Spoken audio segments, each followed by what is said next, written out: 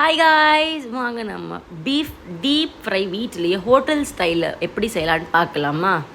இது ஒரு better option for rice. நீங்கள் சப்பாத்தி கூட சாப்பிட்டாலுமே இடியாப்பம் கூட சாப்பிட்லாம். டேஸ்ட் அட்டகாசமாக இருக்கும். நிறைய பீஃப் லவர்ஸ் இருப்பீங்க. அந்த மாதிரி உங்களுக்கு பீஃப் ரொம்ப பிடிக்குன்னா இந்த ரெசிபியை ட்ரை பண்ணி பாருங்கள். இனிமேல் ரெகுலராக இந்த ரெசிபியை எப்பயுமே வீட்டில் செய்வீங்க. ஏன்னா சிம்பிளான ஸ்டெப்ஸ், பட் டேஸ்ட் அவ்வளோ சூப்பராக இருக்கும். நீங்கள் ஒன்ஸ் இதை செஞ்சு ஆரம்பிச்சிட்டிங்கன்னா நைட் டின்னர் வித் சப்பாத்தி இடியாப்பம் கூட நீங்கள் இதை வச்சு சைட் டிஷ்ஷாக யூஸ் பண்ணிக்கலாம். ஏன்னா அந்த அளவுக்கு ட்ரையாக அவ்வளோ கிறிஸ்பாக நல்லாயிருக்கும் சாப்பிட்றதுக்கு. வாங்க நம்ம வீடியோக்குள்ளே போகலாம். வீடியோக்குள்ளே போகிறதுக்கு முன்னாடி என் சேனலை கொஞ்சம் சப்ஸ்கிரைப் பண்ணி பார்த்தீங்கன்னா என்னோடய வீடியோஸ்லாம் ரெகுலராக உங்களுக்கு வரும்.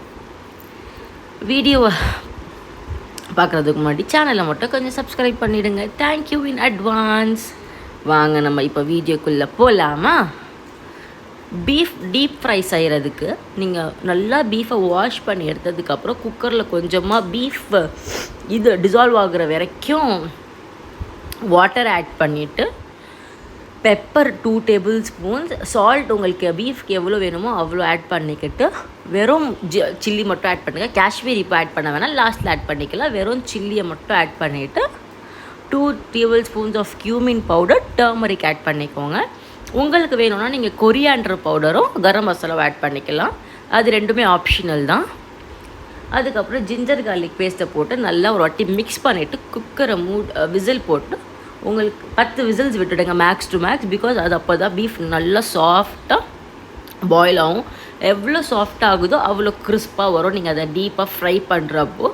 ஒன்ஸ் அந்த குக்கரில் அந்த 10 விசில்ஸ் வந்ததுக்கப்புறம் ஒரு 5 மினிட்ஸ் குக்கர் ஆஃப் பண்ணிட்டு விட்டுடுங்க. உடனே ஓப்பன் பண்ணாதீங்க.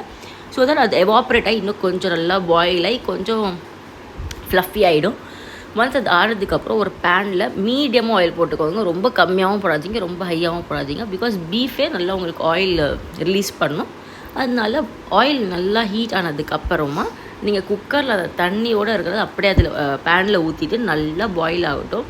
அது எந்த அளவுக்கு நல்லா ட்ரை ஆகுதோ அந்த அளவுக்கு டேஸ்ட்டு சூப்பராக இருக்கும். நீங்கள் அதை நல்லா மிக்ஸ் பண்ணிகிட்டே இருந்தாலே போதும்.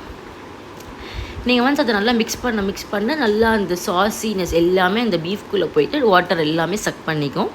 நீங்கள் இந்த ஸ்டேஜில் வேணும்னா 2 tablespoon of Kashmiri chilli மட்டும் சேர்த்துக்கோங்க கலருக்காக. உங்களுக்கு காரம் பத்தலைன்னா இந்த டைமில் நீங்கள் காரத்தை கூட சேர்த்துக்கலாம். நல்லா மிக்ஸ் பண்ணிவிட்டு பீஃபை நல்லா பாயில் பண்ண விட்டுடுங்க. உங்களுக்கு ட்ரையாக வேணான்னு நினச்சிங்கன்னா நீங்கள் இந்த ஸ்டேஜில் லைட்டாக வாட்டர் இருக்கிற செம்மி கிரேவி மாதிரி இருக்கிற ஸ்டேஜில் கூட நீங்கள் ஆஃப் பண்ணி எடுத்துக்கலாம். இல்லை நீங்கள் நல்லா ட்ரை ஆகணும்னு நினச்சிங்கன்னா பீஃபில் இருக்கிற எல்லா வாட்டரும் சக்காய் அந்த பேன் நல்லா ட்ரை ஆகிற வரைக்கும் நல்லா பீஃபை ஃப்ரை பண்ணி எடுத்துக்கோங்க. நீங்கள் நான்ஸ்டிக்கில் ஃப்ரை பண்ணிங்கன்னா இன்னும் டேஸ்ட்டு நல்லாயிருக்கும். ஏன்னா நான்ஸ்டிக்கில் வந்து உங்களுக்கு மசாலா எங்கேயுமே ஒட்டாமல் எல்லாமே பீஃப்லேயே இருக்கும். அதனால் நான்ஸ்டிக்கில் ட்ரை பண்ணி பாருங்கள்.